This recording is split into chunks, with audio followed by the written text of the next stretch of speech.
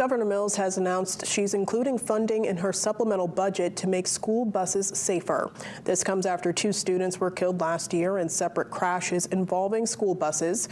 Mills is proposing $4.3 million to go toward retrofitting buses with crossing arms and anti-pinch door sensors. The governor also signed an executive order that establishes the Maine School Transportation Safety Commission. The commission will review state statutes and rules governing school buses and make recommendations to the governor and legislature by the end of April on ways to improve safety. The commission will include representatives of the Departments of Education and Public Safety, local school districts, and